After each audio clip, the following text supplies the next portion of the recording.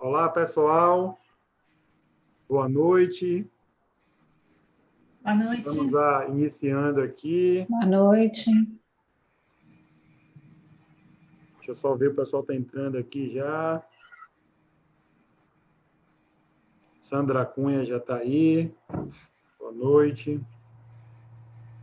Está parecendo uma foto. Estão me ouvindo bem? Estamos. Pronto. Doutora Daniele Vanderlei, doutora Lilbiana. Boa noite a todos vocês. Hoje é uma live muito especial, uma live interestadual. Doutora Lilbiana aí fazendo os últimos ajustes. Uma live interestadual, uma live doutora Lilbiana Arantes de Araújo, neuropediatra, professora da Universidade Federal de Minas Gerais, presidente do Departamento de Neurodesenvolvimento da Sociedade Brasileira de Pediatria, e nossa querida doutora Daniele Vanderlei, psicóloga, psicanalista, coordenadora do NIP, né? Espaço Brincante. Quem me acompanha há mais tempo já conhece a doutora Daniele, que já fez diversas lives comigo no Instagram. Doutora Daniele Vanderlei, doutoranda, também pela Universidade Federal da Bahia, com diversas experiências e o currículo, assim, se eu começar a falar o currículo das duas aqui, a gente vai ter que passar umas 2 horas de live só para falar com isso. Assim, a doutora Daniele foi a primeira terapeuta do meu filho, né, Vinícius, então é uma pessoa que eu conheço já há 14 anos. Enfim, a maioria das pessoas que têm filhos com autismo aqui em Salvador, certamente já ouviram falar ou já passaram pelas mãos de doutora Daniele Vanderlei. O nosso tema de hoje é um tema muito importante, né? Tem um termo que eu resisti a colocar ali no tema, que é o de intervenção precoce, porque hoje vamos falar, inclusive, da diferença de intervenção precoce para intervenção a tempo. Vou pedir, inclusive, que quando eu passar a palavra aqui para a doutora Daniele se apresentar, vou pedir que ela já fale um pouquinho sobre isso. E vocês sabem que nós temos um grupo aqui, formado na Bahia, né, com a participação de pessoas de altíssimo gabarito. Eu fico brincando que eu sou o único ousado que estou nesse grupo, né, porque é um grupo formado por doutora Rita Lucena, doutora Daniele Vanderlei, doutora Adriana Matos, doutora Lilbiana também está nesse grupo, Marie Cristina Lasnik, enfim, um grupo altamente capacitado, e o objetivo desse grupo é trazer conhecimento, formar profissionais, especialmente os pediatras, né, para que possam... doutora Lilbiana está preocupada aí com o enquadramento, mas está ótimo, está bem tranquilo. Estou tentando ajeitar. Mas está ótimo, da forma que está aí, está bem tranquilo. Tá mas, bom. enfim, é um grupo que o objetivo é instalar uma pós-graduação na Bahia para capacitar especialmente os pediatras, porque se sabe que quanto antes se tem o diagnóstico e se faz essa intervenção, as chances são cada vez maiores, né, de um resultado positivo. Enfim, vou deixar aqui de delongas e já vou passar aqui a palavra para a doutora Daniele Vanderlei, para que ela se apresente brevemente para quem a não conhece e já fale um pouquinho sobre essa questão do diagnóstico a tempo. Bom, boa noite a todos, obrigada pelo convite, é um prazer estar aqui com vocês de novo e com esse trabalho formidável com Lilbiana, que eu tive o prazer de conhecer recentemente nesse projeto conjunto, e vou falar rapidamente para chegar no precoce a tempo, do meu percurso, né, que foi um percurso que após a formação em psicologia, eu fui para a França e fiz especialização em psicopatologia do bebê e psiquiatria infantil de 3 anos. E nessa época, o meu professor, que era o Michel Soulet, ele foi a pessoa que estruturou e organizou o que ele chamou de documento P de prevenção, e instituiu na França, desde 1980, a intervenção médico-psicossocial precoce. Né? Com isso, uma rede de profissionais ligados à infância para trabalhar o mais cedo possível dentro de uma perspectiva preventiva da psicopatologia e da infantil e da promoção da saúde mental. Então, vale lembrar, né, nesse contexto, que a França tinha uma população reduzida, né, nesse sentido. Dani, Oi?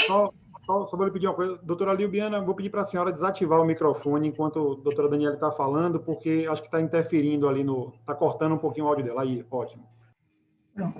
Então, a França tinha essa intervenção muito próxima, né, da pediatria através da psiquiatria, mas isso foi um longo processo, né? Então, o professor Michel Soulet, ele foi uma figura central, representativa nesse processo, encontrou muita resistência na pediatria e na psiquiatria para introduzir esse dispositivo de uma prevenção que se dê antes do nascimento, com noção de vulnerabilidade, com noção de risco, com noção de que a gente tem que chegar a uma população, muitas vezes, onde ela não demanda, né? Ela não demanda ajuda, mas ela pode ter uma demanda camuflada, ou seja, ela precisa de ajuda através dos indicadores que ele foi verificando, indicadores que tinham maior chance de trazer dificuldades no desenvolvimento, e a partir daí ele introduziu na França essa noção da prevenção médico-psicossocial precoce. Então, o precoce, ele dá uma ideia de antes do tempo,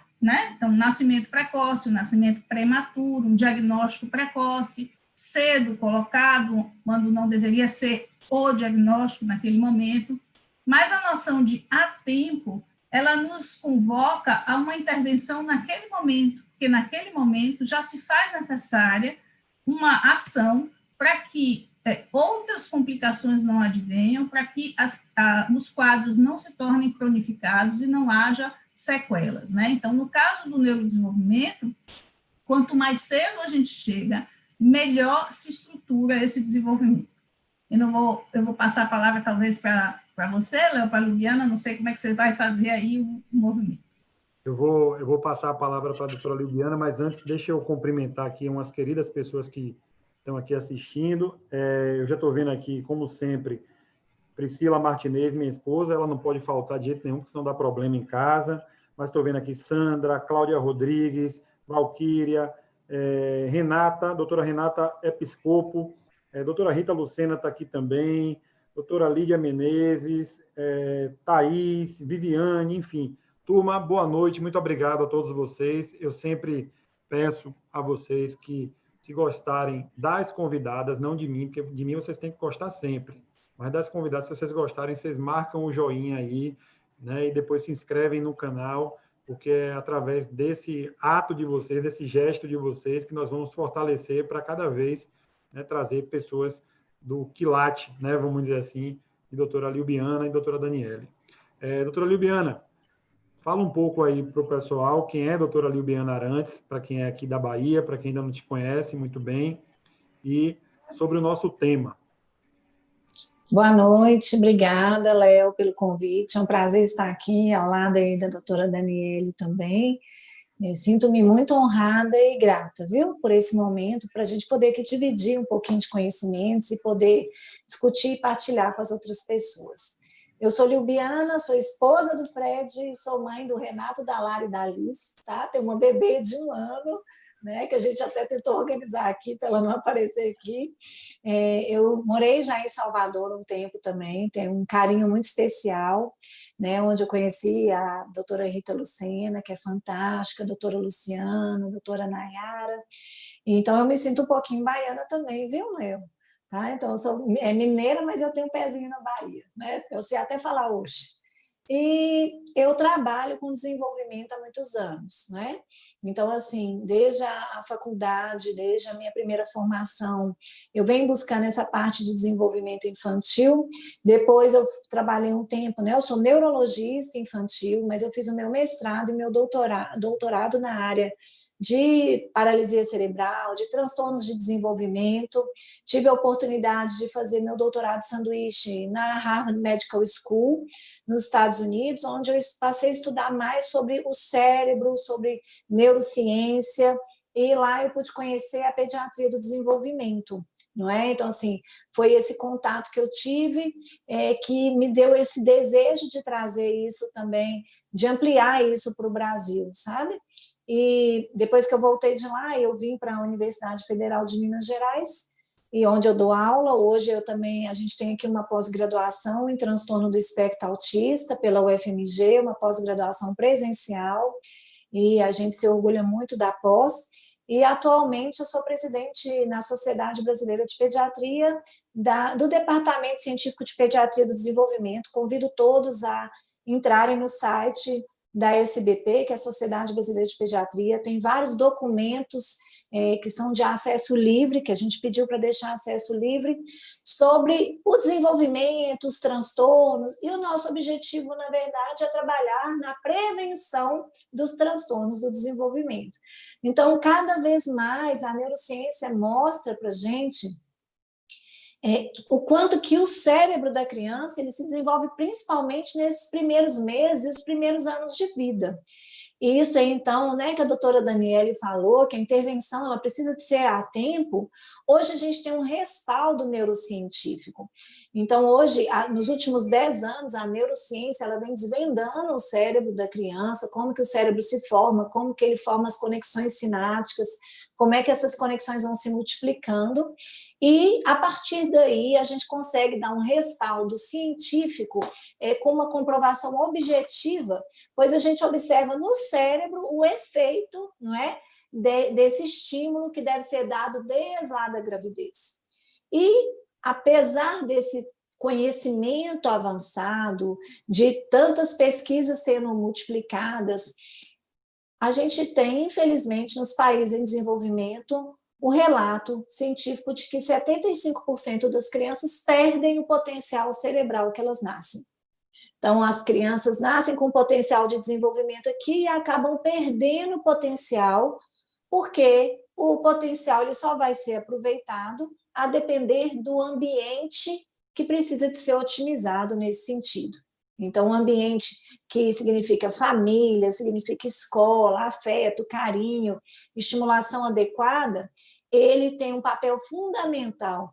Metade do desenvolvimento então, vai ser genético e metade vai ser o ambiente. E é isso que a gente está trazendo aqui, o quanto que essa intervenção precisa de ser a tempo, o quanto que a gente precisa de investir desde a gravidez, não é? Porque aí o cérebro tem um potencial muito grande de se moldar, de se readaptar, para a gente criar aí seres humanos felizes, bem-sucedidos na vida, e eu falo, são os dons do bem viver, sabe, Leonardo?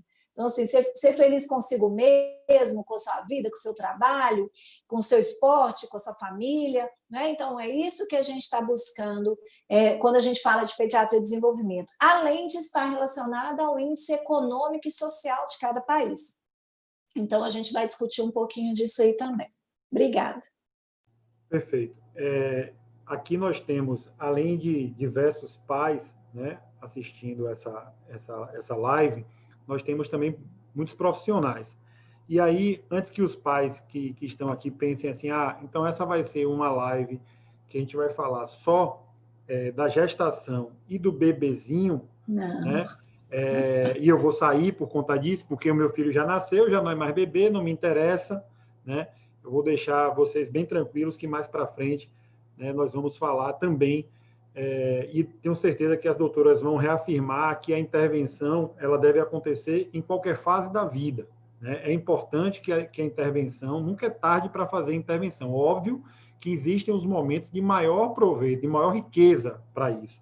Mas é importante deixar muito claro aqui para as pessoas que se você, infelizmente, teve um diagnóstico tardio, vamos lá, vamos iniciar a intervenção também, porque é muito importante que isso aconteça. Mas eu quero já pegar o gancho aqui, doutora Liubiana, que ela falou da gestação, e eu sei que a doutora Daniele Vanderlei, sei porque acompanho, porque já há 14 anos atrás, né, há 14 anos, eu já sabia que ela fazia intervenção precoce em bebês. Ela estava iniciando, não sei se iniciando exatamente, mas já fazia isso há 14 anos, eu tenho certeza, né? Mas eu nunca ouvi falar da doutora Daniele falar sobre a gestação. Então, como eu não sei se é a área de atuação da doutora Daniele em relação à gestação, eu já quero começar com a doutora Liubiana. como é essa intervenção na gestação? O que é que se faz no período gestacional, né, para abordar o nosso tema aqui? Olha que interessante. Hoje a gente sabe que o desenvolvimento do bebê na barriga, ele vai depender, inclusive, da qualidade de vida e dos hábitos desses pais logo até antes mesmo da concepção. Então, hoje, antes a gente orientava assim, a mulher grávida não pode beber. Hoje a gente já sabe que tem que ter um controle até antenatal, antes de engravidar, antes da concepção, porque todos esses fatores vão influenciar no desenvolvimento desse cérebro. E quando a mulher engravida, ela só vai descobrir, às vezes, lá depois de umas 5, 6 semanas, não é? E esse período inicial já tem uma formação muito acelerada do sistema nervoso. Então, a gente precisa de otimizar, claro, nutrição, a gente precisa de otimizar qualidade de vida, atividade física, mas hoje inúmeras pesquisas mostram que o estado emocional da mãe, por exemplo, pesquisas mostram que mães que sofreram um luto muito grande na gravidez, elas têm uma predisposição maior a terem filhos que vão sofrer depressão, tanto nos primeiros anos de vida, quanto depois na vida adulta. E não é só a depressão. Então, isso aí é um dos transtornos, né, que a gente estuda de comportamento, mas outros transtornos também estão relacionados, então, com essa formação do cérebro. Então, desde a gestação, tudo que é ambiental, ele já vai influenciar na genética desse bebê. Seja também, claro, uso de álcool, uso de cigarro, pressão alta, tudo isso que o médico controla na gravidez, mas também esses fatores, por exemplo, uma mãe grávida hoje, diante de um momento de pandemia, não é? E que vive um estresse muito grande de um familiar adoecendo, que é uma realidade que nós estamos vivendo hoje. Então, tem estudos até de pessoas que sofreram outras epidemias no passado, mostrando que as crianças que foram frutos daquelas gestações tiveram um pior desempenho acadêmico, pior desenvolvimento, maior índice de transtornos, sabe, do desenvolvimento, inclusive, quando a gente fala de transtorno, a gente está falando de autismo, a gente está falando de TDAH, que é o transtorno de déficit de atenção e hiperatividade, transtorno opositor desafiador, depressão, transtorno, atrasos cognitivos, né? Então, a gente sabe que tudo isso interfere diretamente. Então, a gente muda esse paradigma de achar que só depois que nasce que a gente precisa de cuidar do bebê. A gente precisa de cuidar do bebê desde o primeiro momento, né? Quando ele é já pensado e imaginado, tá? E, claro, toda gravidez vai ter um impacto nesse bebê, o nascimento vai ter, nos primeiros, quando a gente fala primeiros 1000 dias de vida, que é o conceito que a gente tem hoje, esses 1000 dias são dias importantíssimos que vão definir o futuro dessa pessoa. E os 1000 dias, eles vão desde a concepção até 2 anos de vida, tá? Então, esses dias são importantíssimos. Quando o neném nasce, que os pais estão lá preocupados, como é que vai dar banho? Tem que filtrar água, não tem, não é para dar o banho? Na verdade, o cérebro desse bebê está formando inúmeras sinapses, centenas de sinapses por segundo, tá? Então, o cérebro está formando a conexão entre os neurônios, porque quando nasce, o número de neurônios já está definido, mas essas conexões, elas vão se formando. Tá? E aí esse bebê precisa, então, desse ambiente adequado para ele ter essa formação do cérebro, para a gente aproveitar esse potencial e evitar transtorno. Agora, o Leonardo falou uma coisa interessante. Aí, Léo, a neuroplasticidade, ela continua a vida inteira. Na infância, a neuroplasticidade, que a gente fala tanto, que é a capacidade do cérebro de se moldar, de se adaptar diante de um estímulo, né? Então, se a criança está com um atraso, a gente faz uma estimulação, faz uma intervenção, e a gente repetir, a gente vai deflagrar lá no cérebro uma atividade que vai fazer com que esse cérebro se molde. Ela continua na vida inteira, e principalmente nos primeiros anos de vida. Então, com 3 anos, tem muita neuroplasticidade, com 4, com 5, com 6, com 8, com 10, né? Claro que vai reduzindo ao longo dos anos, mas sempre dá tempo, né, Léo? Que é isso aí que você falou. Tá, então, eu vou passar aqui, mas só para a gente fazer um resumo aqui, porque as pessoas já ficaram eufóricas, né? Principalmente porque, assim, existe talvez seja o maior terror dos pais de pessoas com autismo. A doutora Daniele deve se deparar frequentemente com isso, porque foi o terror na minha casa, foi o que mais nos assombrou e o que mais eu ouço falar nas salas de espera é o seguinte: você tem um filho com autismo, o filho mais velho, tá? E aí você, obviamente, quer ter um segundo filho, né? Porque eu acho que se tem algo que nos atormenta meu filho tem autismo severo, certo? Ele é não verbal, ele é uma pessoa dependente, vamos dizer assim, né? Mas, do ponto de vista biológico, do ponto de vista físico, ele não tem nenhuma alteração. Então, a expectativa de vida dele é a mesma da minha, da sua, e isso significa que, nos rumos normais da vida, eu vou primeiro do que ele, né? Minha mãe vai primeiro do que ele, minha esposa vai primeiro do que ele. E aí a pergunta: quem vai ficar com meu filho quando nenhum de nós que hoje amparamos ele estiver aqui? E aí a primeira ideia que vem na mente vou ter outro filho, né? Vou ter outro filho, tem que ter muito cuidado para que esse novo indivíduo já não nasça com a carga de missão, né? Mas, enfim, a primeira coisa que se pensa é isso aí. E aí, quando você começou a falar de gestação, as pessoas começaram a pensar, e já surgiram dúvidas aqui, qual o exame que faz na gestação para saber se tem TEA ou não tem TEA. Então, deixando bem claro esse ponto, da mesma forma que não existe nenhum exame de imagem nem nenhum exame de sangue, né, vamos dizer assim, que detecte o autismo, porque o diagnóstico do autismo é clínico, as orientações que a senhora está dando enquanto gestação é no sentido de ter uma gravidez o mais saudável possível, né, para, com isso, se beneficiar a criança como um todo, seja no aspecto do autismo, do aspecto emocional, da imunidade, enfim, é aquela regra. Agora, é isso, né? É isso. Na verdade, é o seguinte: existe uma tendência genética e cada vez mais as pesquisas estão mostrando para a gente, com esses exames novos que a gente tem de investigação genética, que o autismo tem relação com várias alterações, sim, né? Então, a gente cada vez mais temos publicações e cada caso a gente precisa avaliar individualmente, então não é assim um exame para todo mundo, então precisa de ser avaliado individualmente, precisa de um médico que realmente faça uma investigação adequada, não é? E sabe-se, então, que tem a base genética. Se tem a base genética e existe o desejo de ter um irmão, é claro que esclarecer qual é o tipo de problema, se é que tem algum problema genético, é importante para fazer o estudo que a gente fala de aconselhamento genético. De acordo, então, com o resultado dos exames que o médico vai avaliar individualmente, pode-se discutir sobre a chance maior ou menor, não é, de repetição daquele caso.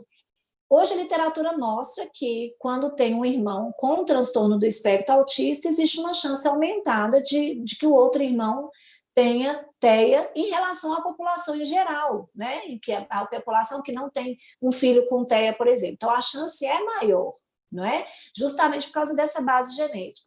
O que a gente está falando é que não é só a base genética que vai definir exatamente o futuro daquele ser. É a base genética influenciada pelo ambiente. Então, como a gente não consegue mudar a base genética, né, Léo? Que a gente já fez o neném ali, não tem como, né? O papai e a mamãe já estão definidos.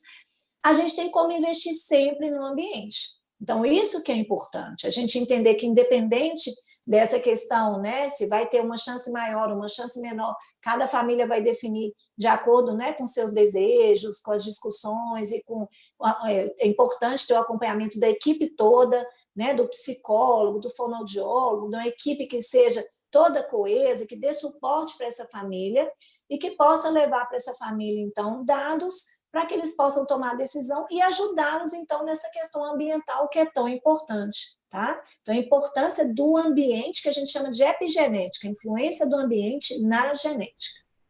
Perfeito. Eu agora vou deixar tranquilizar vocês aqui, porque nós estamos com mais de 100 pessoas assistindo ao vivo agora e já tem diversas perguntas aqui que vocês não conseguem ver, mas que já estão acontecendo aqui, e já eu começo a colocar as perguntas de vocês, né? E agora eu vou passar a palavra para a doutora Daniele Vanderlei, né? Em relação a essa questão, o seu microfone está desativado, viu? Quando você for falar, você já ativa para mim. Que é em relação a doutora Liubiana falou do período gestacional, de toda né, esses cuidados que deve se ter, mas existe trabalhos e estudos que demonstram o diagnóstico de risco para ser identificado já como, enquanto bebê mesmo. Né? Existem diversos comportamentos, né? Eu aprendi muito na live que fiz com a doutora Marie-Christine Lasnik, né, sobre isso, e eu queria, Dani, que você falasse um pouco mais sobre isso. Uhum.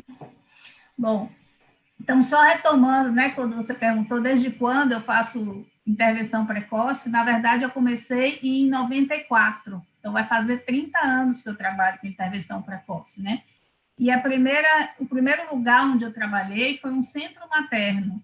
Na França, existe uma instituição que acolhe mães solteiras em grande dificuldade social, às vezes com depressão, às vezes com uma psicose, e esse bebê é acompanhado da gestação aos 3 anos de idade, para que aos 3 anos ele tenha uma condição justamente de estar mais estruturado, do ponto de vista psíquico, cognitivo, enfim, de linguagem, todos os aspectos do seu desenvolvimento.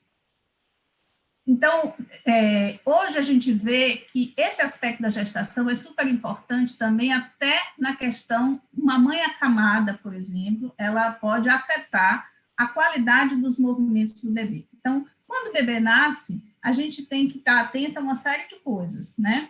Tem a movimentação espontânea, se ele está mexendo com qualidade, de forma harmônica, fluida, variada, diversificada, em todos os planos, os braços e as pernas. Hoje tem o pessoal do General Movements, que faz um trabalho muito bacana, especialmente para a detecção precoce de paralisia cerebral. Ele é muito eficaz, esse tipo de observação do movimento espontâneo, e isso é feito, né, do nascimento do bebê aos 3, 5 meses. Cada fase tem um tipo de movimentação, então é algo que se observa.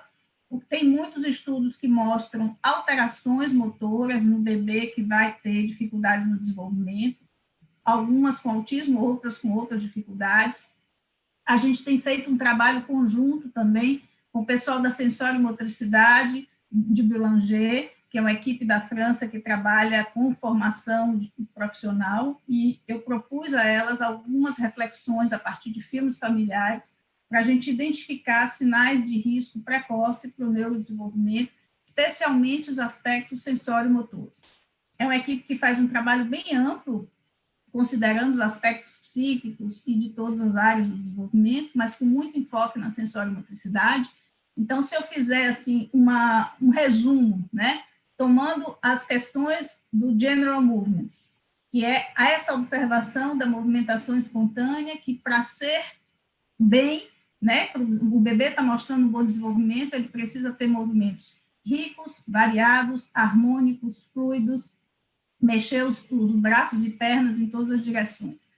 Se você pegar dentro do ponto de vista da sensório-motricidade, né, tem alguns elementos que podem mostrar que o bebê está bem, outros elementos que ele mostra dificuldade. Então, a gente vê muito no espaço bebê brincante, a gente vê nos filmes familiares, quando a gente recebe essas crianças para diagnóstico, para avaliação, e eu peço sempre os filmes familiares, a gente vê muitas alterações motoras.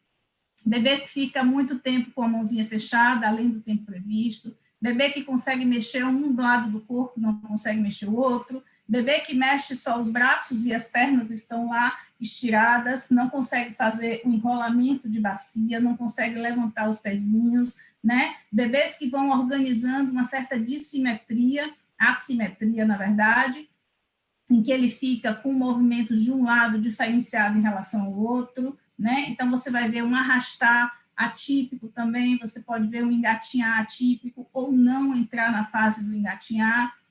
A gente pode observar do ponto de vista comunicativo, bebês que podem não variar, né, no tipo de vocalização, ter um tipo de vocalização mais repetitiva ou mais gritinhos, mas não ter aquela relação de sintonia com o outro, não entrar na proto-conversação, né? Então, é muito importante, do ponto de vista comunicativo, que um bebê com 2, 3 meses, né, ele tenha uma boa qualidade de fixação de olhar, que ele sustente esse olhar, que ele organize a sua relação com o outro em função dessa musicalidade da voz do outro, em conexão com a sua gestualidade, em conexão com essa vocalização que vai se tornando uma proto-conversação, uma conversinha, A mãe fala alguma coisa, o bebê para escutar, ele faz algum som, a mãe volta a falar. Então, isso dá a impressão de que é uma conversa, é um diálogo, em que tem os turnos de um e o turno do outro, né? Então, um bom estabelecimento de olhar, um bom estabelecimento de um diálogo, um corpo que se movimenta de forma fluida, né, e harmônica, e com todas as partes do corpo, não só de um lado, em primazia em relação ao outro, né? Um bebê que no segundo semestre ele começa já a querer imitar, a fazer as gracinhas, um bebê que chama atenção para si, não só em resposta, porque chama a atenção dele muito fortemente, e ele responde, ele olha, mas não, aquele bebê que você não está olhando para ele e ele está chamando atenção para se fazer presente, para que você vire o olhar para ele. Então, um bebê que vai bem é um bebê que entra na comunicação, que entra bem na relação com o seu corpo, que chama a atenção do outro, que usa o outro como referência, né? Então, se ele está diante de uma dúvida, de um receio, de uma situação de insegurança, ele volta o olhar para a mãe para ver se ele vai ou se ele fica. Ele começa a fazer as imitações, ele faz as gracinhas, né? Ele se organizar nos desafios motores, fazer um bom planejamento motor, organizar uma autonomia e depois, né, ele vai entrando do ponto de vista da linguagem, da vocalização, ele entra no balbucio. O balbucio inicialmente é aquele babá, mamá, depois ele vai ser recortado com as palavras da sua própria língua. Então, vai ser dá, vai ser mãe, vai ser pá, papá, titi, vovó, né? Então, isso vai começar a ser recortado, do balbucio mais ampliado, ele vai recortar como palavras significativas para o meio, e ele vai, então, entrar em comunicação cada vez mais ampliada. Então, do ponto de vista geral, um bebê no primeiro ano de vida, ele deverá fazer toda essa trajetória na relação com o outro, na organização do seu corpo, do planejamento motor, na reflexão, no pensamento, na descoberta.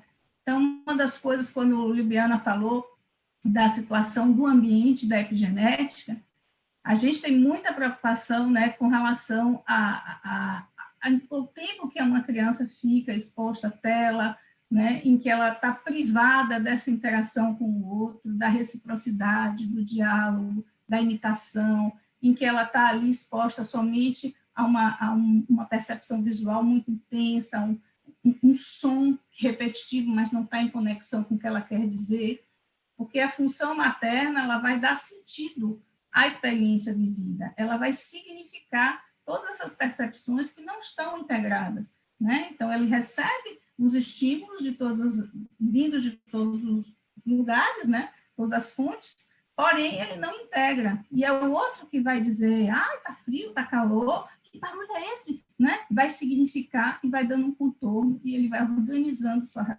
relação com o mundo, com o espaço, com o seu corpo e com o outro. Então, cadê Léo? Tem alguma questão, Léo?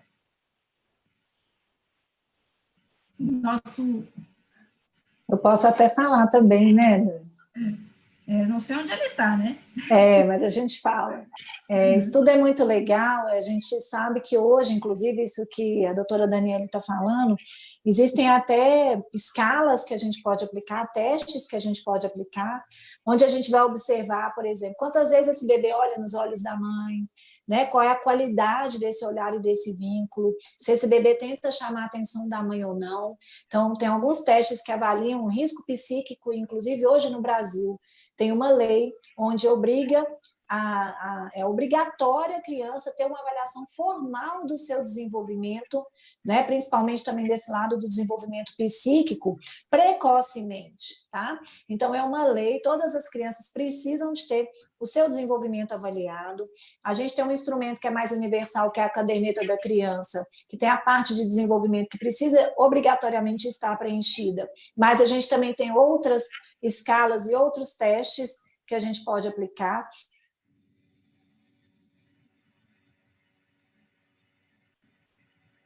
Tem alguma coisa aí que...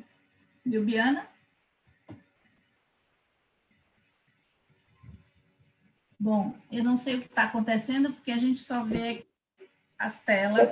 dela. Voltou, Lubiana. Voltou. A gente tem, porque alguém ligou aqui no... Então, assim, a gente tem hoje nas pesquisas, mostrando, por exemplo, o eye tracking, que coloca o bebê e observa para onde que o bebê olha no rosto, né? Se ele olha desfocado e desorganizado, ou se ele olha mais para a região dos olhos, não é? Então, até essa relação do bebê com o olho do ser humano, com a face, isso aí já é um critério, claro que não é no consultório que a gente faz isso é a nível de pesquisa, mas para comprovar o quanto que o bebê que não tem tanto afinidade com a face, que ele prefere um objeto em relação à face, que ele não tem essa reciprocidade, né? O serve and return, que é essa reciprocidade com os pais, com os outros, o quanto esse bebê tem um risco maior. Então, a gente precisa desse olhar diferenciado nos bebês para que a gente possa intervir a tempo, né, e ajudar a transformar a realidade desse bebê aí. Isso aí é essencial e importantíssimo, porque a gente já tem muitos casos, essa questão que a doutora Daniele falou da tela, também tem várias pesquisas. Porque muita gente fala assim, o bebê é esperto, é inteligente, ele consegue pegar o tablet, ele pega o celular, né? Melhora a função motora. Gente, mas ali você está privando o bebê de vários outros estímulos que são essenciais para a formação do cérebro e para que ele possa se organizar, igual a doutora Daniele falou, se organizar do ponto de vista sensorial, de psicomotricidade, de posicionamento dele no corpo, de lateralidade, de interação, de sorriso, de comunicação, não é? Então, é importantíssimo que esse bebê não fique exposto à tela. E existem até hoje por exemplo, algumas pesquisas mostrando crianças como se fossem sintomas de autismo quando elas ficam muito expostas à tela e com privação de interação, né? Que a gente fala de autism-like features. São casos onde a gente, às vezes, tira a tela, começa a estimular adequadamente, o menino vira outro, né? Então, assim, o quanto que a criança precisa do estímulo do afeto, do adulto olhando no olho, de cantar, de ensinar, de conversar e de esperar ele dar essa resposta de reciprocidade e de acompanhar esse bebê com todo esse carinho, todo esse ambiente estimulador e com muito afeto para que a gente possa otimizar o seu desenvolvimento. Você lembrou a questão das escalas, né, Liviana? Eu participei nos anos 2000 de uma pesquisa muito interessante, que é a pesquisa IRD, Indicador Clínico de Risco para o Desenvolvimento Infantil. Ela foi promovida pela USP, junto com o Ministério da Saúde. Inclusive, muitos dos indicadores psíquicos dessa escala estão na caderneta da saúde da criança, né? Para a nova versão, que ainda não está disponível ainda para a população, tem muito mais indicadores psíquicos. Então, nessa pesquisa, a gente pensou em 31 indicadores do bom desenvolvimento, ou seja, quais são as boas condições ou coisas que o bebê deveria fazer ou que o outro agente materno poderia fazer para favorecer. E, ao final dessa pesquisa, quando os bebês tinham 3 anos, eles foram avaliados do ponto de vista psíquico, do ponto de vista psiquiátrico, e foram validados 15 indicadores preditivos de desenvolvimento. Então, a escala I de desenvolvimento, ela é muito, muito utilizada por pediatras, a gente faz muita capacitação. Tem a PREO também, que é um instrumento da França, que tem os 2 indicadores, onde mostra o bebê se fazendo olhar, buscando essa interação, né? E com esses 2 indicadores, a gente tem tido um bom resultado, porque a gente capacitou aqui na Bahia alguns hospitais, né? Entre eles o IPERBA. A equipe do IPERBA, ela é capacitada para o uso desses 2 indicadores. Então, essa equipe consegue observar quando um bebê vai bem e quando ele tem sinais de risco para o desenvolvimento de forma global, mas muito especificamente questões psíquicas, e a gente tem conseguido fazer a intervenção precoce, também na clínica social que o NIP tem, que, ou seja, atende a uma população mais favorecida, e também a gente tem, pelo Espaço Bebê Brincante, uma clínica que atua com a classe mais favorecida. Então, a gente tem os 2 perfis, né? E a gente vê nas 2 realidades problemas parecidos. Assim, a gente encontra os pais achando que a tela é um instrumento de aprendizagem, né? Então, ele aprende as musiquinhas, ele dança quando a musiquinha toca, ele faz o gesto, ou ele aprende letras, ele aprende números, né? mas ele está totalmente privado da reciprocidade. Outro problema que eu queria levantar é em relação ao desenvolvimento neuropsicomotor e o quanto as crianças têm sido precocemente, aí eu uso o precoce, antes do tempo, têm sido colocadas em posturas ou em situações que elas não estão preparadas.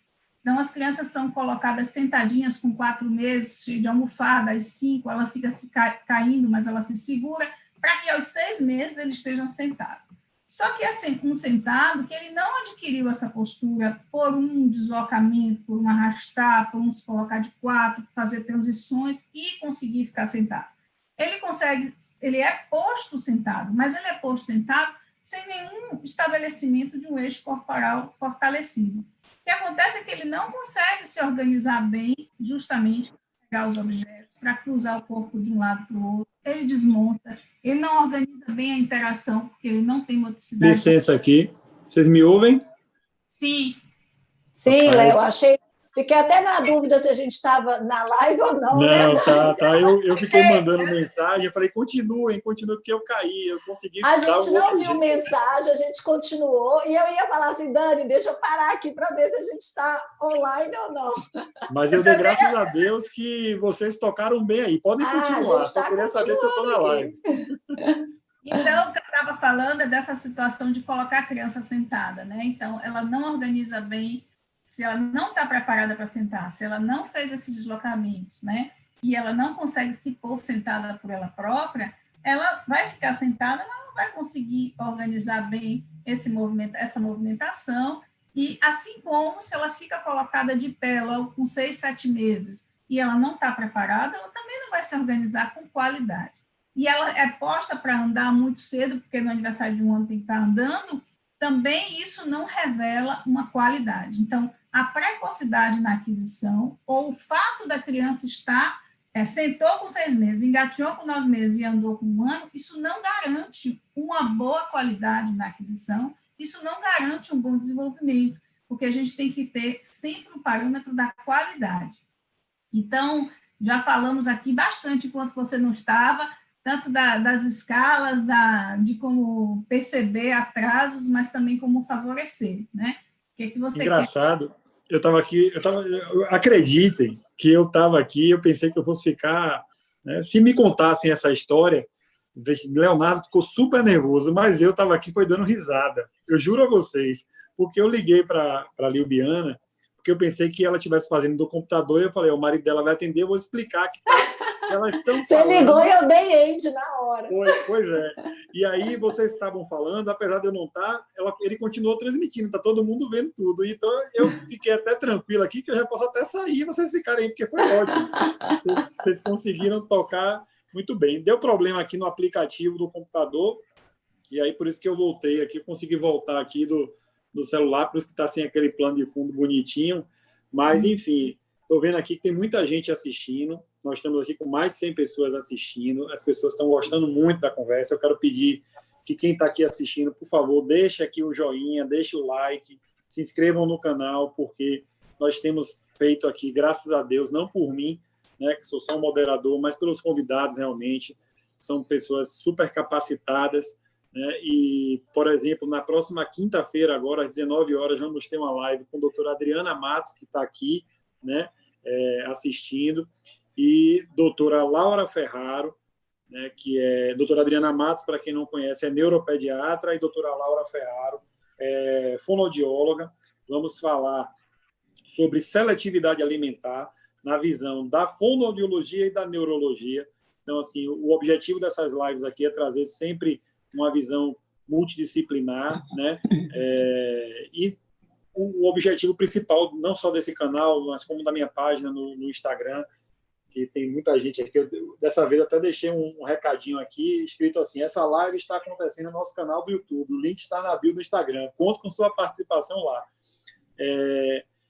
Mas o objetivo é justamente democratizar a informação para pais, para profissionais, porque não é todo dia que não só os pais e profissionais conseguem ter acesso a pessoas como doutora Rita Lucena, como o doutor Carlos Gadia, Marie-Christine Lasnik, Lucelmo Lacerda, Daniele Vanderlei, Laura Giotto, enfim, Ana Marta Vieira Ponte. Então, tem uma seleção, já são quase 50 lives, né, que eu fiz, e eu fico muito feliz porque essas lives têm ajudado muito os pais. Eu quero agora partir, porque enquanto eu estava ouvindo, mas eu não conseguia prestar muita atenção, porque eu estava concentrado em resolver o problema técnico aqui, dar um jeitinho de acessar, né? Mas o que eu quero perguntar para vocês aqui é o seguinte: do ponto de vista neurológico, né? Doutora Liubiana falou, não do ponto de vista neurológico, na verdade, mas a doutora Liubiana falou assim: a genética está lá, né? E aí agora o que nós vamos fazer é tentar trabalhar isso. É possível uma modificação genética? Acho que não. Mas com a epigenética, né, o que a gente consegue de alteração? Porque eu não sei se eu estou certo, mas eu ouvi já relatos de que a intervenção intensiva e precoce já conseguiu trazer resultados de modificações em exames de imagem, né? Isso. E eu queria que a senhora falasse um pouquinho sobre isso. Quando a gente fala de genética, inclusive, assim, primeira coisa, a gente falou de crianças que têm um potencial de desenvolvimento que perdem esse potencial, não é?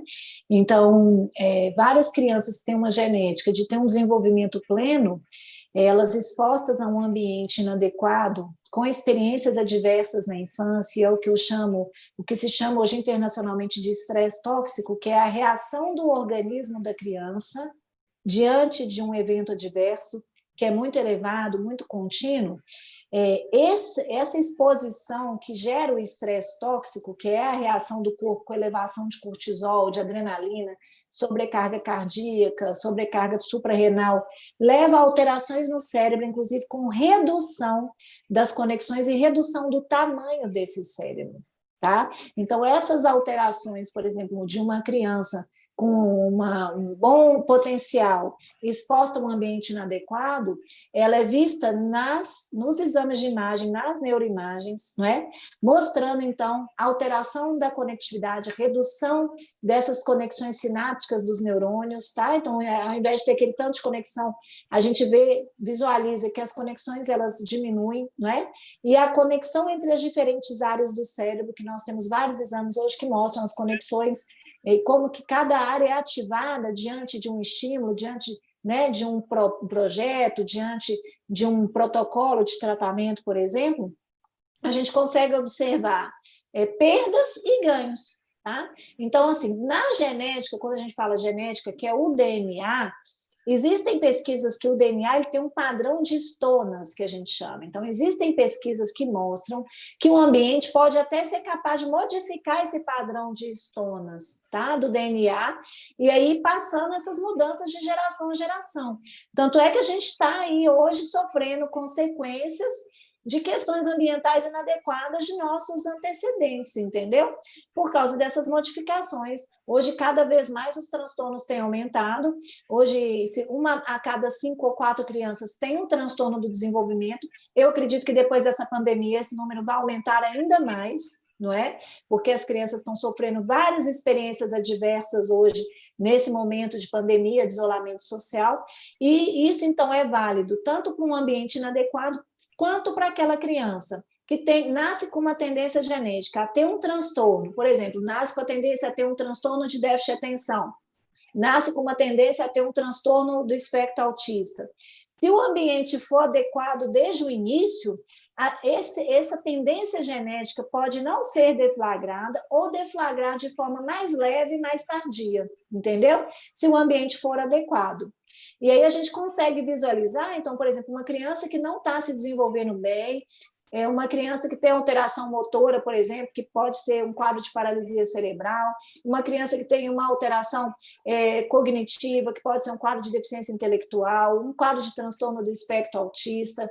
Então, essa criança não está com seu desenvolvimento pleno, e se o ambiente não colaborar, ela vai desenvolver o potencial genético dela mais grave e mais precoce, entendeu?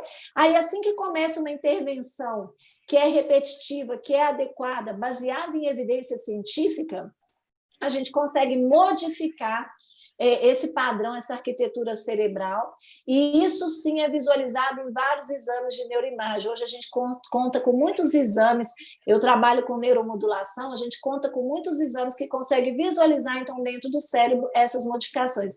É claro que a gente não precisa de fazer esses exames, a gente está visualizando muitas vezes na criança. Algumas crianças vão fazer exames, outras não, tá? Mas a gente observa o potencial e sai da subjetividade e parte para um resultado que tem comprovação objetiva, né? Que a gente está vendo ali no cérebro o resultado. Então, isso é muito lindo, isso é fantástico, por isso que observou qualquer atraso, aquela frase assim, é o tempo dele, isso é coisa do passado. Tá? Então, era uma frase muito comum em nosso meio, muito comum na pediatria, em todos que cuidam de crianças. É o tempo dele. Aí a avó fala que não, esse menino vai falar. Fulano de tal falou com 5 anos. Né? Então, essa frase caiu por terra diante da neurociência. O tempo dele tem limites. Né? E a gente tem limite inferior e limite superior para a gente adquirir uma habilidade. Isso aí que a doutora Daniele falou, o desenvolvimento, ele vai se dando através de etapas, não é? Então, assim, uma etapa vai precedendo a outra, entendeu?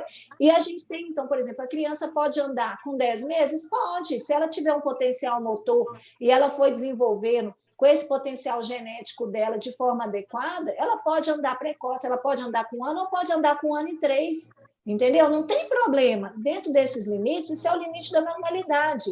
Cada um tem seu tempo. Agora, 1 ano e 7 meses já não é mais o tempo, peraí, é um atraso, e a gente tem que intervir logo para não esperar formar ou não formar a conexão. A gente precisa formar a conexão correta no cérebro a tempo, entendeu? Até por causa das janelas de oportunidade também. Então, observou que tem algum atraso, precisa de intervir de forma lúdica, de forma adequada, né, de forma repetitiva, tá? E estímulo não é ruim para a criança quando ele é bem aplicado, não é? É isso, Léo. Ótimo. Eu quero passar aqui para a doutora Daniele Vanderlei. Eu não sei se ela falou sobre corpo caloso, né? Que a doutora Marie-Christine Ladnick falou, eu ouvi atentamente.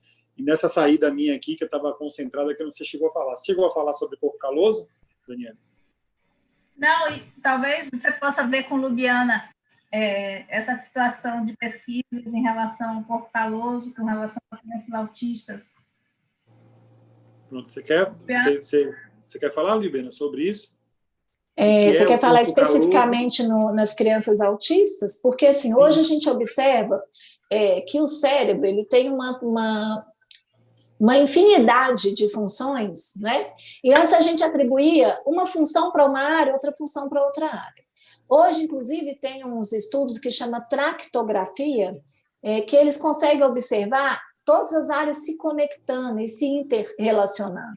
O corpo caloso é uma área dessa que une ali, né, os 2 hemisférios do cérebro, entendeu? Que vai fazer essa conexão e que leva uma região a outra e que vai fazer muitas conexões entre diferentes áreas do cérebro.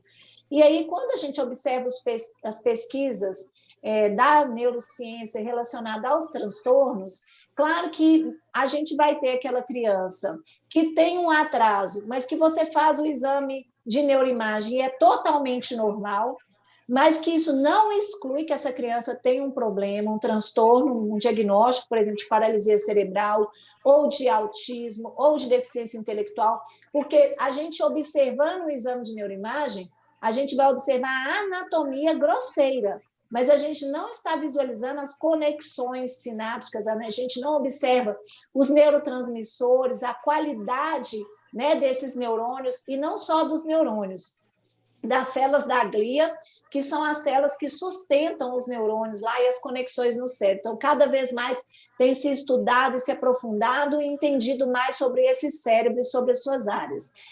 A gente sabe, então, por exemplo, que tem criança que tem transtorno e que o cérebro está completamente normal no exame de neuroimagem, e tem criança que tem um transtorno leve e que a neuroimagem é muito grave, e que pode ter, sim, alterações no funcionamento do corpo caloso, da amígdala, do cerebelo, tá? E essas alterações, elas vão causar prejuízos em inúmeras áreas. E por isso que, às vezes, a criança que tem um transtorno, ele não vem sozinho.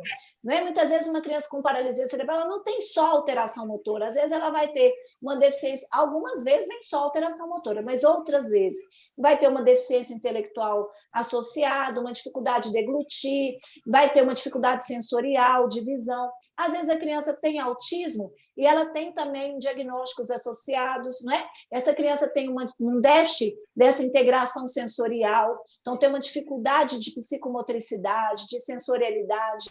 Essa criança pode ter aí justamente todas essas questões associadas de seletividade alimentar, pode ter uma deficiência intelectual, pode ter epilepsia associada. Então, assim, existe o papel hoje sendo esclarecido de várias áreas no cérebro, relacionadas ao autismo e relacionadas a outros transtornos. O papel da amígdala, por exemplo, ela é muito importante e pesquisas mostram que as conexões na amígdala, no ser humano que não tem autismo, elas vão aumentando com o tempo. Na criança que tem autismo, essas conexões elas não vão aumentando com o passar dos anos, sabe? Na mesma velocidade. Então, a amígdala, que é responsável, por exemplo, da gente olhar um rosto e falar, você está aí olhando, né? Será que o Léo está gostando do que eu estou falando? Será que a Dani está gostando? Isso aqui está ficando chato, que o outro está com cara ruim. Então, assim, essa capacidade que nosso cérebro tem de fazer a leitura aí da expressão facial, que está relacionada à amígdala, e que tem também relação com o corpo caloso, que tem relação ali muitas vezes com gânglios da base, com o cerebelo, com toda essa questão de memória, de aprendizagem, do que você já aprendeu, quando não tem a formação de novas conexões, isso fica com um prejuízo muito grande, não é? Então, hoje a gente entende que esses transtornos têm uma base genética e neuroanatômica. Não é só, aconteceu isso, a culpa é do pai, a culpa é da mãe, não. Existe uma somatória de fatores, né? Eu falo muito assim, às vezes até os pais falam assim, a culpa é minha, não. Aliás, você, por estar buscando, por estar estimulando, pelo seu amor, você conseguiu tornar seu filho até melhor do que ele deveria ser. Né? O contrário, que eu acredito também muito no instinto materno, otimizando esse ambiente. Né? Mas tem uma base que é genética e neuroanatômica, isso aí a gente não pode deixar de falar. Né? Tem a questão da nutrição, quanto que a nutrição também vai interferir nesse cérebro, tá? Então, quanto que esses neuronutrientes vão ajudar esse cérebro a se formar, tá bom? Então, isso tudo aí está interrelacionado. Tá. Como o tema da nossa live, né, abrange também o que os pais devem fazer, né, qual o papel dos pais e dos pediatras no neurodesenvolvimento, e com essa questão toda técnica, eu terminei perdendo um pouquinho o fio da meada, mas eu já quero partir agora para a gente falar. Primeiro, vamos tentar falar rapidamente, né, porque já vocês trouxeram já muitas informações técnicas aqui que eu acho que são válidas para os profissionais, inclusive para os pediatras, né, mas eu queria tentar agora, de uma forma mais rápida, a gente falar um pouco sobre o papel do pediatra, que é o objetivo desse projeto nosso aqui de instalação de uma pós para capacitar pediatras, porque o pediatra é quem tem o primeiro contato, né, com a criança. Ali, quando nasce, já tem um pediatra, já vai ter ali um especialista olhando, depois de alguns dias, essa criança vai ter alta do hospital, mas periodicamente, pelo menos nos primeiros 2 anos de vida, ele vai passar por revisões. E existem protocolos, né, que devem ser seguidos, né, para avaliação de questões neurológicas, incluindo aí o autismo. Então, eu queria que você dissesse quais os principais pontos que os pediatras devem observar e por que é tão importante essa capacitação dos pediatras na anamnese, né, das crianças, especificamente falando do autismo. Isso aí é o que eu falo muito, né, Léo? O pediatra agora tem a consulta pré-natal com o pediatra está na sala de parto, está com 5 dias, está no primeiro, segundo, terceiro, quarto mês, e muitas vezes quem vai observar que o menino tem um atraso é a escola, ou né? Então, assim, às vezes isso é legal, mas isso às vezes é tardio, não é? Então, assim, o pediatra, ele precisa de tentar aprofundar mais os seus conhecimentos na pediatria do desenvolvimento. Então, assim, hoje a Sociedade Brasileira de Pediatria vem fazendo um trabalho muito lindo, tentando capacitar os pediatras. Nós temos até cursos itinerantes em várias regiões do Brasil, para a gente tentar levar essa questão da pediatria do desenvolvimento, que já é uma especialidade em muitos outros países, tá? Tem países que existe a pediatria do desenvolvimento, e os pediatras todos precisam de entender de desenvolvimento, precisam de avaliar formalmente através da caderneta, através do instrumento, tem um método, por exemplo, que chama Denver, de avaliação. Tem um Denver de estimulação e tem um Denver que é uma avaliação. Tem orientação através do MChat, né, que é o MChat Revised, que é para poder ver, fazer uma triagem precoce. Tem o PREO, tem todos esses que a doutora Daniele já falou antes. Então, assim, o pediatra ele precisa de preocupar-se, de se dedicar a observar essa criança, não só pesar, medir, né, olhar uma vacina. E o pediatra agora a gente já está tendo essa mudança de paradigma e de entender que o desenvolvimento, então, ele é uma prioridade porque ele é base de toda a sociedade. Então, a gente tem tentado fazer essas capacitações. A gente precisa realmente, no Brasil, de criar aí uma área de atuação da pediatria do desenvolvimento mesmo, sabe? Porque, assim, todo pediatra precisa saber desenvolvimento, precisa, mas precisa de ter aquelas pessoas que desenvolvem políticas de saúde pública, que vão desenvolver ambulatórios e projetos para capacitar esses pediatras do Brasil e as equipes também, né? Então, por exemplo, lá na clínica, a gente tem a clínica Bora Brincar, o Fred, meu marido, é psicólogo infantil, a gente tem um treinamento em equipe, onde o pediatra também ele pode passar. Aprendi muito com psicólogo, com fonoaudiólogo, com a equipe, para ter um olhar diferenciado. Então, o pediatra precisa de avaliar, não pode ter medo de observar que tem o atraso de encaminhar e treinar os pais, porque muitas vezes não tem para quem encaminhar, porque o serviço, por exemplo, pega pelo SUS, né? Às vezes não é só fazer o encaminhar, encaminhei para o neuro, resolveu. Não. Qual que é o seu papel? Primeiro, você tem que entender quem é essa criança, quem é essa família, como é a rotina dessa criança. Que horas que ela dorme, que horas que ela acorda, o que ela come, quanto tempo ela fica na tela, qual conteúdo de tela ela é exposta, quem conversa com ela tem leitura, alguém lê livrinho para ela, quem que brinca com ela fica na escolinha, não fica, como é a condição da escola, né? Então, se a gente tentar entender essa rotina, para chegar para esses pais e falar que a gente precisa de brincar mais, o pai e a mãe também tem que sair um pouco da tela, sentar, ter um momento de brincadeira, melhorar a alimentação, organizar essa rotina, melhorar o sono, gente, porque muitas vezes, muitas crianças têm transtorno de desenvolvimento por causa de um sono inadequado, não é? Então, o pediatra, ele precisa te perguntar que horas dorme, que horas acorda, qual é a qualidade desse sono, entendeu? Então, isso é o papel do pediatra, não é só um encaminhamento para a fono, para a TO e para o neurologista, não é? Ele precisa de acolher essa família, entendeu? De falar que estou do seu lado, nós vamos juntos agora, né? Nós vamos trabalhar para a gente ajudar esse príncipe, essa princesa, a ter o melhor do desenvolvimento dele, dentro do que é possível, tá? Então, o pediatra tem que acolher, tem que estudar, tem que capacitar, treinar esses pais, não é? Isso é importantíssimo. Eu importante... queria acrescentar, eu concordo com tudo que ela falou, assim, só que tem uma questão na pediatria, né? Como eu acompanhei nessa pesquisa desde 2000, muita capacitação de pediatras, a gente teve a oportunidade de fazer 2 pós em desenvolvimento infantil e intervenção precoce para o profissional da primeira infância. Tivemos o IRD, tivemos o PREO, então a gente trabalhou muito com pediatra. E o que me pareceu fundamental no Brasil é que houve um distanciamento, né, da puericultura em relação a isso. Então, na hora que o pediatra passou a se ocupar mais da saúde física, mas ele saiu do enfoque do desenvolvimento e da escuta da família, ele se afastou disso tudo que você está retomando com toda razão. Então, a gente tem a coleção de calças curtas, por exemplo, que foi uma coleção de livros que eu dirijo, mas que foi pioneira no Brasil nessa temática. Tem um volume especialmente voltado para os pediatras, que é o Cravo e a Rosa, o diálogo entre psicanálise e pediatria, em que tem 3 textos históricos de alguns pediatras, em que eles retomam como que antes eles faziam essa conexão, principalmente iniciados pela psicanálise, pela questão da saúde mental, pela psiquiatria, né? Então, como isso era considerado ainda na clínica, como a escuta da família era levada em consideração. Então, isso que ela está dizendo, assim, a gente vê na clínica o tempo todo.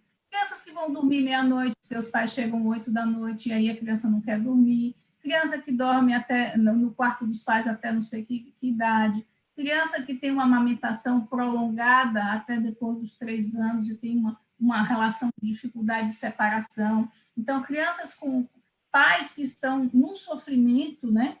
Então, uma coisa que a gente não tocou, mas que é importantíssimo tocar, é que desde a gravidez, tanto o obstetra quanto o pediatra depois, ele precisa estar atento ao estado emocional, né, do outro cuidador, porque não se trata só de estimular ou de fazer isso ou fazer aquilo, se o outro cuidador ele não está em condições emocionais suficientes para lhe fazer face às demandas de uma criança, né? Então, o obstetra precisa estar ligado se há um nível de ansiedade maior, se há um nível de comportamentos obsessivos, se há depressão, né? É muito comum um bebê ou uma criança pequena que está com pais com sintomas obsessivos ou com um nível de ansiedade grande ou com muitas fobias, que isso interfira muito diretamente no desenvolvimento das crianças, né? Então, assim, eu acho fundamental, a gente criou, inclusive, o Instagram, o NIP, Espaço Bebê Brincante. O ano passado, a gente fez publicações todas as semanas sobre o desenvolvimento do bebê no primeiro ano de vida. Então, tem publicação que envolve todos esses aspectos psíquicos, os aspectos do desenvolvimento de linguagem, sensório e motricidade. Então, eu indico que é uma possibilidade nesse Instagram, NIP Espaço Bebê Brincante, no ano de 2019, tem publicações sobre todo o primeiro ano de vida. A gente quer, inclusive, eu até passei para a doutora Libiana, que é um desejo meu transformar essas publicações em uma publicação online, disponível, gratuita, que eu acho que a gente tem que pensar na população desfavorecida. Isso. Né? Tem cidades que não têm realmente um neuropediatra, que não tem um psicólogo, que não tem um método XYZ para estimular a criança, mas pode ter alguém, né? Uma pessoa da saúde na família, que pode estar ali chegando próximo, fazendo pequenas modificações, pequenas situações que vão transformar o desenvolvimento de uma criança. Então, eu acho que a pós-graduação é importante, o nosso diálogo permanente das disciplinas é fundamental, porque quem trabalha com desenvolvimento não pode trabalhar isolado, né? Precisa trabalhar em conexão com as outras disciplinas. Então, o psicólogo precisa ouvir, estar próximo do TO, do fono, do neuropediatra, né? Do fisioterapeuta, do psicopedagogo. A escola precisa estar ligada com a educação, né? E todos que trabalhamos na primeira infância precisamos estar articulados numa visão de desenvolvimento que seja global, integral, né, da pessoa e da família dessa criança, porque uma criança não está sozinha, ela está na família, com a família, e através dela, o seu maior recurso, ela poderá se desenvolver bem ou não tão bem, né? Eu aposto muito nas famílias, eu acho que quando a gente faz clínica, e eu faço clínica de transtorno de desenvolvimento há 30 anos já, e o que a gente vê não é o método em si que faz ou não tanta diferença, mas como cada família lida com o seu filho e como o terapeuta ou a abordagem chega até a família. Porque se você consegue chegar na família, se você consegue estruturar essa família e essas funções parentais, que são os pilares do desenvolvimento, essa criança ficará bem. Então, às vezes, a gente cai do cavalo e diz assim, essa criança é leve, ela não tem maiores dificuldades, mas a família é muito difícil de ser mobilizada, de ser tratada. Então, a criança, ela vai, e aí ela, às vezes, até muda de terapeuta, de método, e você tem notícia dela mais na frente, ela continua muito comprometida, não foi método, não foi profissional, não foi nada, né? Claro que você tem os casos que são crianças gravemente comprometidas do ponto de vista biológico, aí você tem uma fronteira e uma barreira física que realmente impede toda uma evolução maior. Mas, ainda assim, se essa criança é muito grave e com uma família estruturada, a família não vai padecer tanto, a família vai ter uma condição de dar um suporte emocional, essa criança ela vai conseguir fazer o que pode melhor dentro da sua dificuldade. Então, a família é o diferencial. E você vê crianças que vão ter um desenvolvimento espetacular, apesar de, inicialmente, você dizer, meu Deus, ela está muito comprometida. Mas, em função de todo um trabalho que se faz nas bases, na estrutura e nas funções que os pais exercem, você vai ver a criança ter um ótimo desenvolvimento. Então, a gente tem que trabalhar na família, com a família, e nos médicos e nos profissionais, para ter condições de chegar lá, né? Ô, Dani, perfeito. Eu só queria complementar a Dani, Léo, porque, assim, em primeiro lugar, eu ensino muito isso aos meus alunos, assim, você tem que se conectar com a criança e com a família dele. Você tem que entrar ali, né, com um interesse genuíno de realmente fazer a diferença na vida daquela criança, daquela família. E entender dentro da realidade. Eu falo assim, ó, se está difícil é porque a gente precisa amar mais. Né? Então, se você está achando difícil, ame mais, dedique-se mais, que você vai conseguir. A gente tem um artigo sobre desafios familiares no transtorno do espectro autista, que também é do Jornal de Pediatria, está aberto para todo mundo acessar.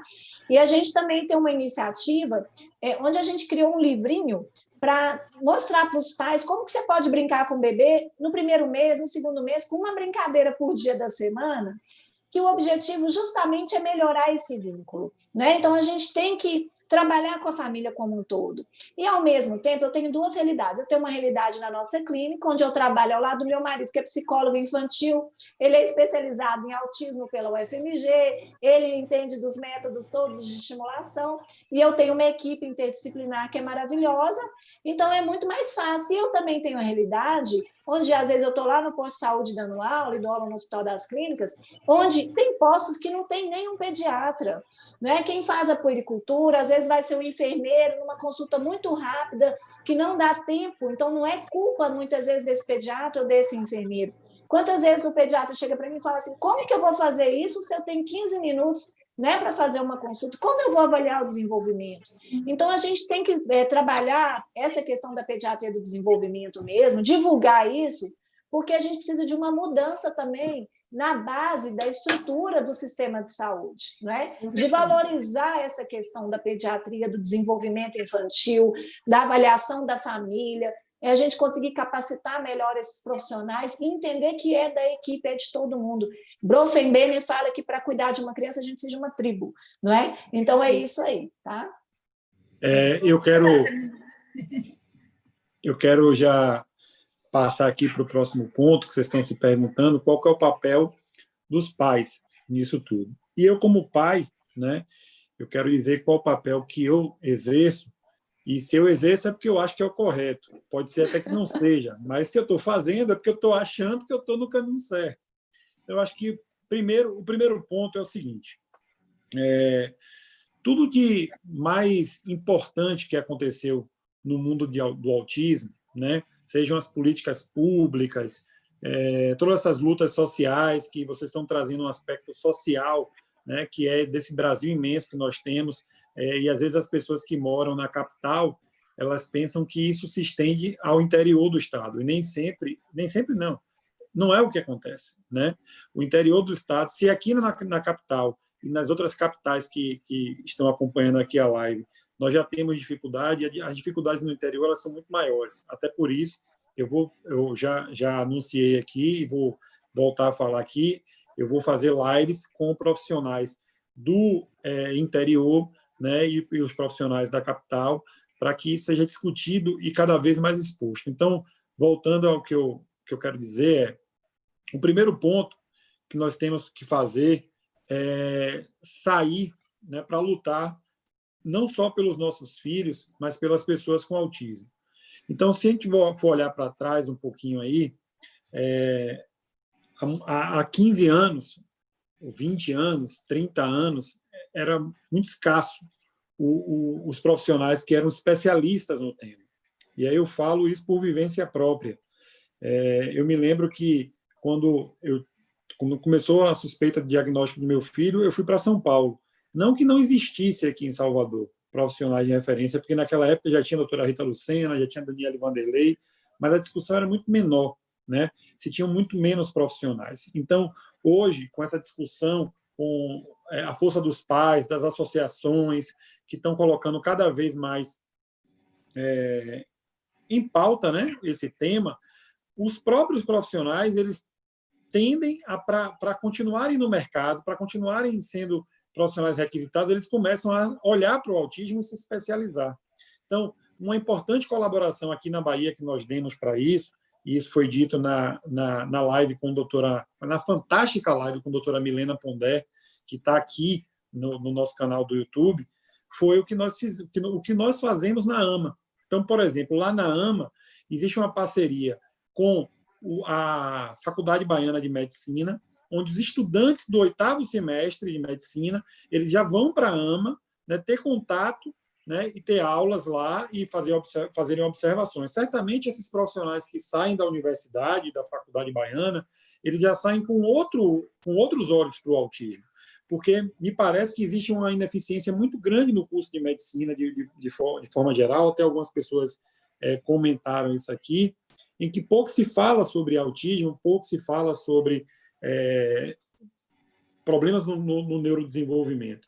Então, o que nós precisamos fazer enquanto pais é, primeiro, estimular isso, falar cada vez mais sobre o autismo, lutar pelas políticas públicas. Depois disso, olhe como nós estamos caminhando aos pouquinhos. Lá atrás, não tínhamos tantos profissionais de referência. Hoje, já conseguimos, em muitos estados, em muitas capitais, já ter centros de referência para autismo, como nós temos diversos aqui em Salvador.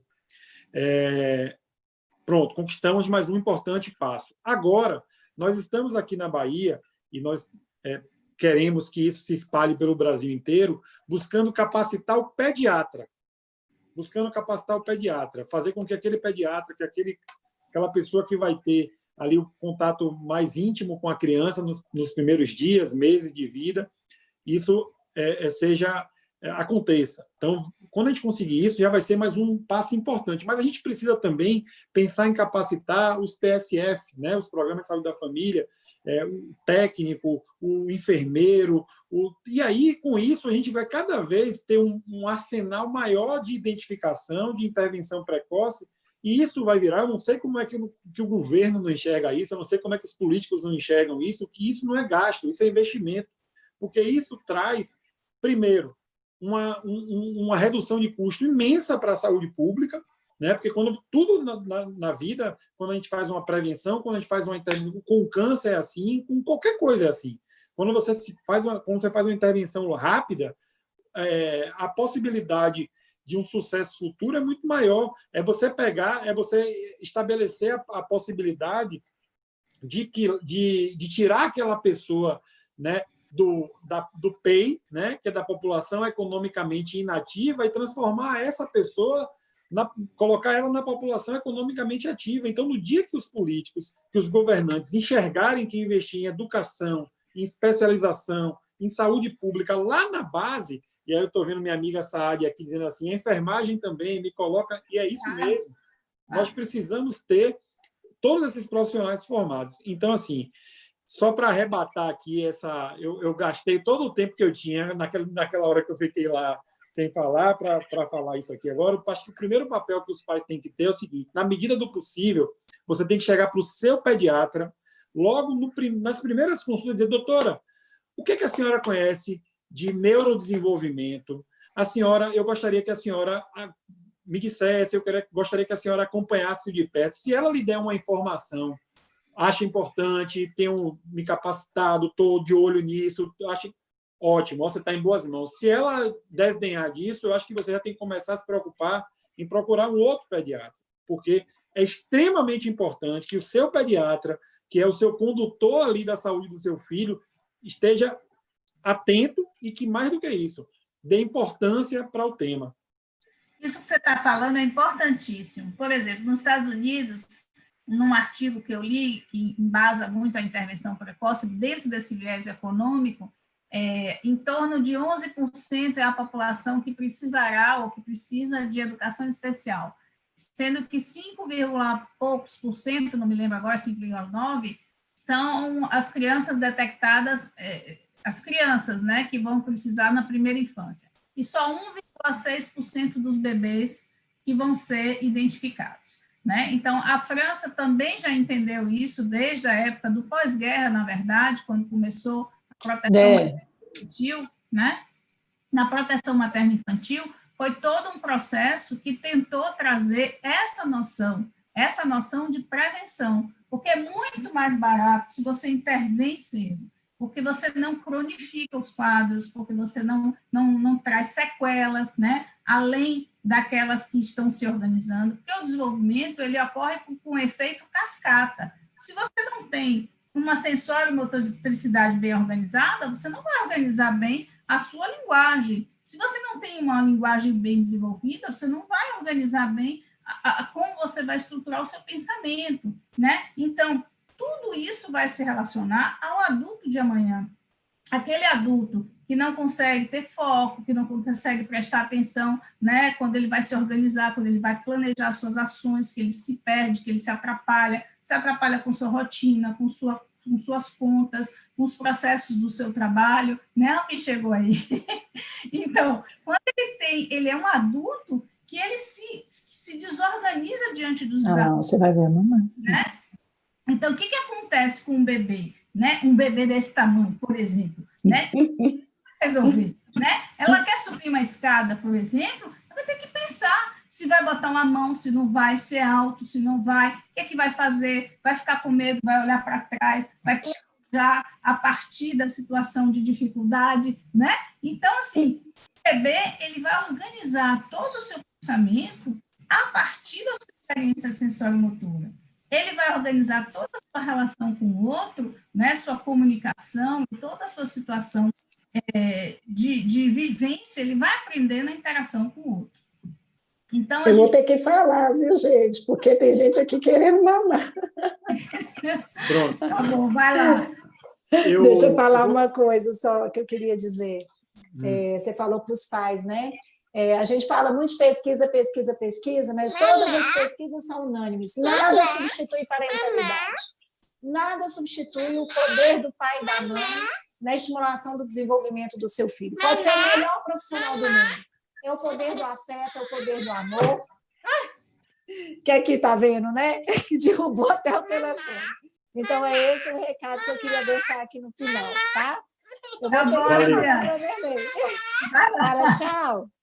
Eu vou continuar o papo aqui com Daniele um pouquinho, só para a gente responder algumas perguntas. Obrigada, viu, Dani? Obrigada, viu, Leonardo? Obrigada a você, Liubiana. E aí a gente se esforça ao máximo, mas aí chegou a hora da Piquitinha aqui, ela é prioridade, viu? Tá bom. Nesse momento aí de pandemia, a gente tá?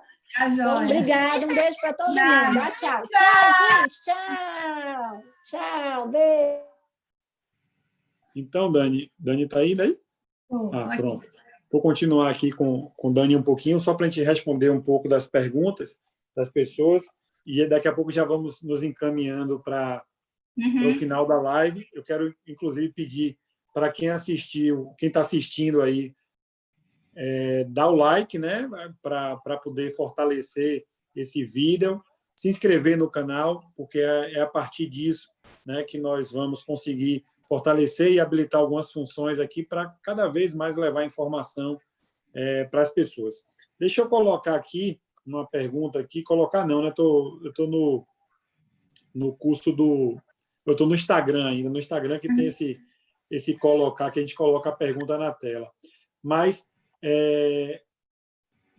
eu não vi a pergunta aqui, não, mas tinha uma pergunta aqui, assim, eu tenho aqui. Mas, enfim, a pergunta é da importância da família nisso, né? Porque o que mais nós ouvimos são as pessoas dizerem assim: levei meu filho para o pediatra, ou levei para o neuro, e ele disse que não tem nada. Mas eu acho que alguma coisa não vai bem. Então, eu sempre digo o seguinte: só desista, só pare quando você tirar a pulga que tem atrás da sua orelha, certo? Porque se você for em 10 médicos e os 10 disserem diferente do que você pensa, continue insistindo, leve para o 11º, porque isso vai fazer uma diferença incrível. E eu queria lhe perguntar sobre isso, Daniele. No consultório, né, vamos dizer assim, você se depara muito com isso, com os diagnósticos diferentes do que é a realidade?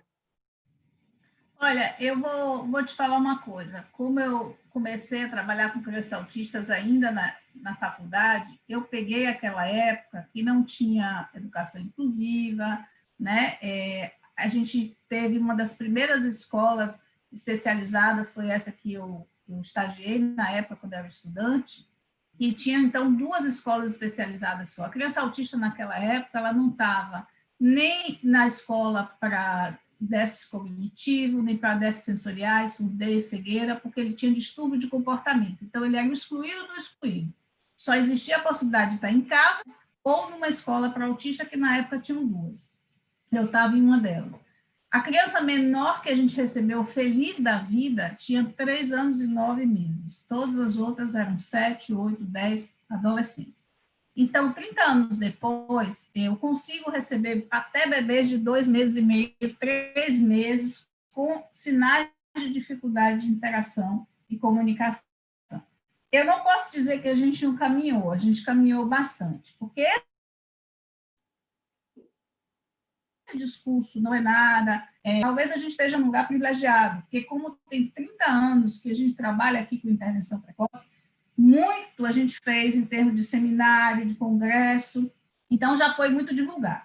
Eu tenho escutado uma outra coisa, eu tenho escutado os pediatras mais atentos, eles tentando trazer, só que é delicada a manobra, é delicado para o pediatra dizer alguma coisa. E aí eu tenho um problema para discutir, que é, um pediatra não pode dizer seu filho está com sinais de autismo, porque isso é desesperador, né? E também não se pode dar um diagnóstico precoce, mas ele pode falar de dificuldades no desenvolvimento.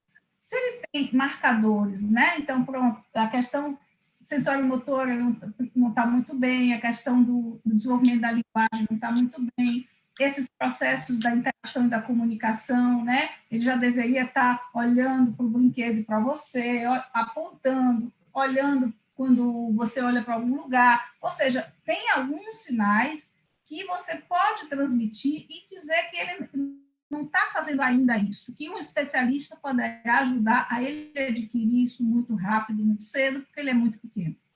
Então, assim, tem uma delicadeza nessa questão. A delicadeza é não deixar passar o tempo, é verdade, mas como abordar isso? De que modo não assustar de uma forma que deixe os pais extremamente angustiados, porque o excesso de angústia também não ajuda, né? Se os pais estão muito angustiados e muito preocupados, isso não vai ajudá-los. Então, é um manejo difícil, complexo. Então, a clínica com o bebê, a clínica da intervenção precoce, não é uma clínica fácil, não é para qualquer pessoa que gosta de bebê, acho bonitinho, vou lá, vou me meter nessa clínica. Não é assim, porque é uma clínica que você precisa ter uma grande prática com os pais, com os adultos, né? E você falou uma outra coisa que eu acho um complicador. Tem pais que acham que tem uma dificuldade, vão procurar, encontram um apoio, encontram um caminho. E tem pais que jamais vão sossegar, que vão parar em todos os profissionais da cidade. Isso também não é um bom caminho. Porque as crianças... É angustiante. As crianças que vão evoluir melhor são aquelas cujos pais são muito atentos em perceber que não está muito bem, ok, essa atenção e essa busca faz parte, mas também aqueles que vão poder, nessa busca, confiar e participar ativamente de uma forma consistente, sem altos e baixos, largar, sair, vou para um lado, vou para o outro, que ele vai conseguir dar uma estrutura e uma base para a sua família e para a criança. Porque uma dificuldade no desenvolvimento, e aí eu não falo só de autismo, ela não é uma dificuldade que se cura, que se resolve em 6 meses, tá? Se um bebê for muito pequeno, sim, ele melhora muito rápido. Mas se uma criança é maiorzinha e tem uma dificuldade no desenvolvimento, isso vai demorar algum tempo, né? Então, nesse algum tempo, a família precisa ter também uma qualidade de vida, uma configuração conjugal, familiar, que não esteja completamente abalada, porque isso não vai ajudar também no desenvolvimento da criança. Dani, vou lhe colocar aqui mais umas 2 perguntas só, para a gente finalizar. Já estamos com 1h30 de live, certo? Uhum. Priscila fala aqui, pergunta sobre como o acolhimento dos pais afeta a criança e a família. Queria que você falasse um pouco sobre isso, porque eu sempre comento sobre a necessidade dos cuidadores estarem equilibrados, estarem bem emocionalmente, para a criança, né, conviver, porque não dá para a gente querer que a criança fique bem se ela está vivendo num ambiente conflituoso, num ambiente triste, num ambiente cheio de problemas. Então, eu queria que você falasse um pouquinho sobre isso. Pois é, isso é super importante. Quando você tem um casal que tem uma criança com desenvolvimento, com dificuldades, eles estão muito angustiados, né? Então, aquilo que eu falava do manejo dessa situação de angústia é muito importante, porque você precisa dar segurança para a família, tranquilidade, e você também precisa dar orientações e organizar o desenvolvimento em torno também de alguns pilares dessa constituição psíquica que são extremamente necessários. Quer ver uma questão? A criança tem dificuldades de ordem do processamento sensorial. Então, o que acontece? Os pais começam não vou levar mais para o aniversário não, porque ele grita e berra. Ele não gosta quando ele vai para o parquinho, ele só quer ficar no pula-pula e não quer sair, é um horror. Vai para a praia para sair, é um horror. Então, ele vai para a escola, bota a mão no ouvido ou não aguenta pegar na massinha, etc. E tal. Então, assim, quando os pais sabem muito sobre o desenvolvimento e eles começam a se tornarem complacentes e com pena da criança, eles acabam evitando certas situações. Então, tem um manejo, que não se trata de evitar, mas também não se trata de ir forçando a todo custo. Tem que haver um equilíbrio de como os pais sentem, o que eles pensam, se eles suportam ou não, por exemplo, dar limite. É muito complicado a falta de limite para crianças com dificuldade no desenvolvimento, porque muitos pais têm muita pena da criança. Eu não sei se ela me entende, eu posso ser dura com ela, como é que eu vou dizer um não para ele, eu passo o dia todo fora, eu vou ficar só comprando a briga, ele faz um escândalo, dá um escândalo horroroso, vão pensar que eu estou batendo na criança, é de noite, os vizinhos, o que eles vão achar? Então, a gente tem que trabalhar muito em torno dessas consistências das funções parentais, né? Então, que é a possibilidade de uma aposta. Então, a gente precisa apostar, sim, que a criança pode, que a criança dá conta. Sem aposta, não há desenvolvimento, porque desenvolvimento é uma antecipação.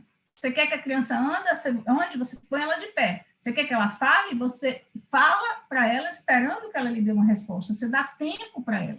Então, o desenvolvimento é uma aposta e é um processo de antecipação para que o outro ocupe esse lugar que você está atribuindo. Mas também não pode ser um trator que passa por cima. Não pode ser no excesso de ansiedade, no excesso de demanda.